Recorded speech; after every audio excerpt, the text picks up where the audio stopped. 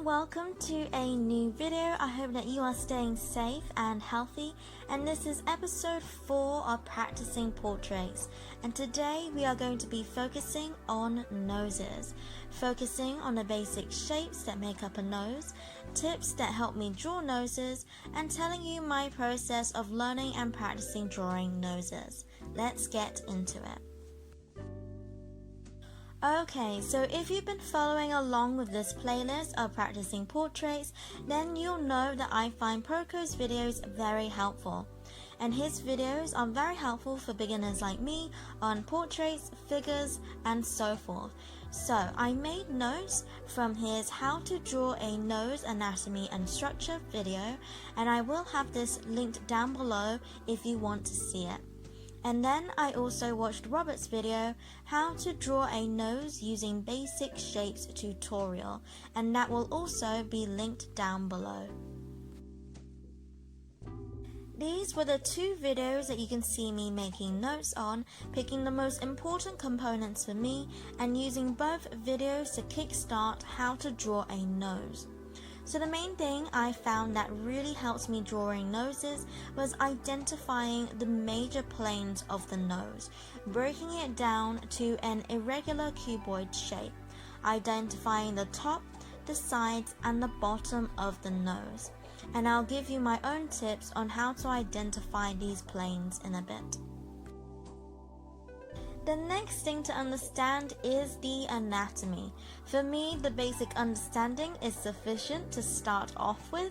Proko goes into a lot of detail, which I don't know about you, but having a breakdown of each and every bone of the nose is quite overwhelming.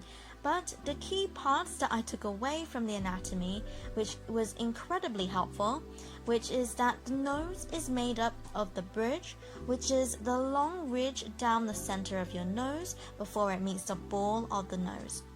And then you have the ball of the nose, as you can imagine, is the round tip of your nose. And then you have the wings, which is the part that curves around your nostrils. Nice and simple, right? So you got the first basic shape, which are your major planes, and then within those planes you mark out the anatomy of the nose, i.e. the bridge, the ball, and the wings. Now you can go further with the planes, and these are your minor planes. Now I think it's good to have in the back of your head the understanding that noses have a lot of curves. The light will be bouncing off the nose, creating all these different tones. But I think as a beginner, acknowledging the minor planes is a good start. Okay, so with Robert's video, he took a slightly different approach, and I think it's good when you're learning how to draw something or learn anything that you are using more than one source. So for me, I was able to appreciate both approaches when practicing from references, which we'll get into in a bit. So, Robert uses geometric shapes to break down the basic forms. Granted, it may be easier to visualize the nose as a pyramid rather than a cuboid. I liked how he showed how to use the geometric shapes to then draw the shape of the wings and the ball directly. However, I will say I found this a little harder to translate to a different angle and felt that it was harder to accurately draw the ball, perhaps because I didn't have the reference in front of me, but you can clearly see how the shapes can then be used to draw a convincing nose. Now, this is the part of the video where I take what I've understood from these two videos to draw noses, what worked, what didn't, how I made it easier for myself, shading, and so forth. I will pop the reference for each of the noses on the screen. So with the first nose, you can see me trying to get used to mapping out the major planes, but I do also add in the ball of the nose and the wings as well. Once I have drawn out the planes, then I start with the bottom of the nose, drawing in the nostrils. Then I shade in the shadows with one flat tone before making areas more darker to bring out the form of the nose. In my last video, I learned about shadows, so after this video, you can watch that video, or watch that video, then come back to this one, whatever makes sense to you. So with the second nose, I tried it without doing the major planes, and yes, you can still draw a nose. However, I felt like I had less direction as well as accuracy, and doing it this way made it harder to define where the shadows would be, despite it being quite a light image.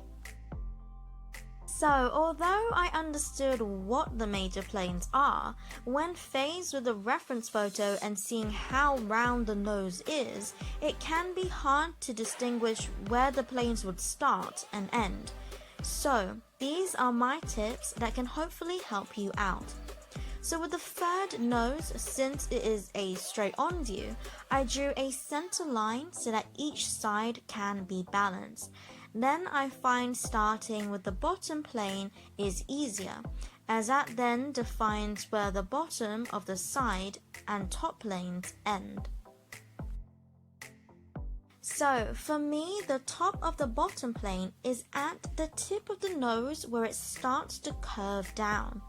In the third nose reference, you can see that where the bottom is, it is in the shadows. You can also see it in the fourth reference photo, although it is more softer.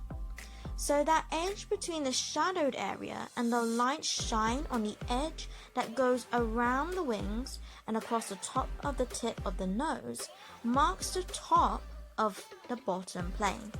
This can be seen in all noses because the ball of the nose and how it curves down to the bottom of the nose. But I must say it's easier to see in photos that have more contrast, so make sure when starting off you get a clear image with contrast. I chose a variety for this video so that I can share my process with different images. Now, the side of the bottom plane is the wings, so the bit of the nose that curves around the nostrils, and of course, the bottom of the nose is where the nose ends.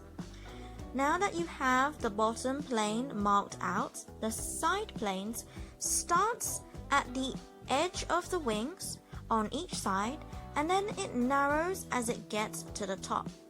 Looking at your reference photo, you'll be able to see how much it narrows.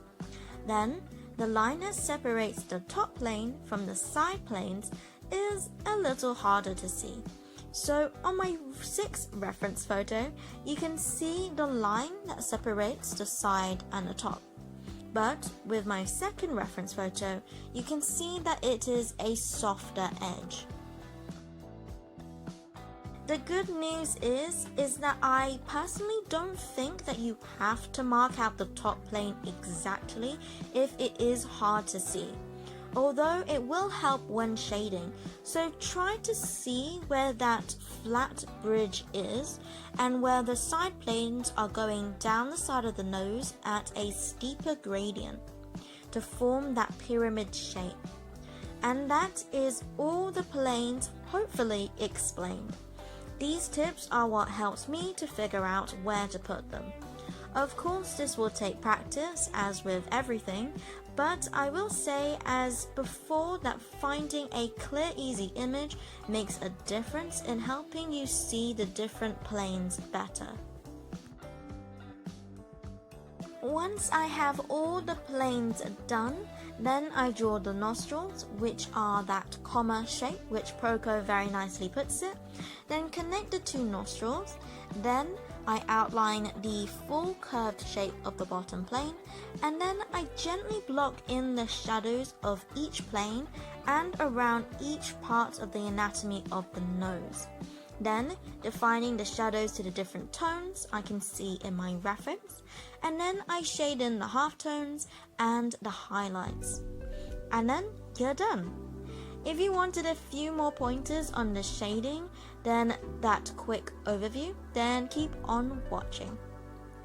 I must say I'm not so disciplined with my tones, even though I'm a lot better thanks to my last video, but I do appreciate that it will take some time now that I have that basic understanding.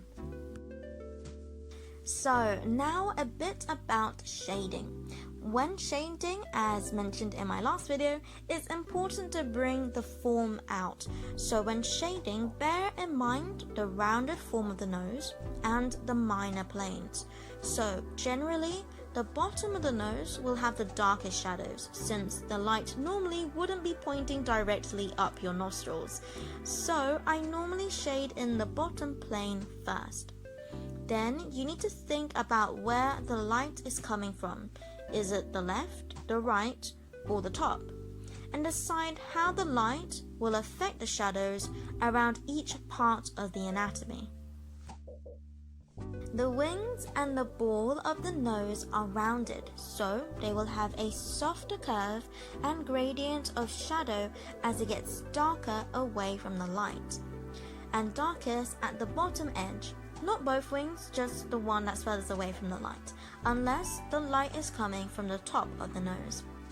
The sides of the nose are more flat, so there will be more of a defined line between the light and the darker edge that separates the top and the side of the nose. I'm making small adjustments to the shadows to make it as accurate as you can from what you can see in the reference photo. For the half tones, which are the tones between the darkest and lightest tones, and your highlight, along with the other light tones, again last video goes into more detail, for me I focus more on the half tones and the highlight. Once finishing all the shadows, I then fill the rest of the nose with a light flat tone, but leaving the page bare for the highlight, and gently adjust the halftones, trying my best not to make them too dark that it ends up in the shadow family. I hope that gave you some pointers to bear in mind when doing the shadows and you learnt something from this video. This was my process and the tips that helped me, and that is all for this video. Thank you so much for watching this video and being on this journey with me to improving drawing portraits, as well as giving my own tips to help you guys. Don't forget to subscribe so you can watch future videos all about portrait drawing, as well as how to paint with watercolors. And as always, God bless, and I'll see you later.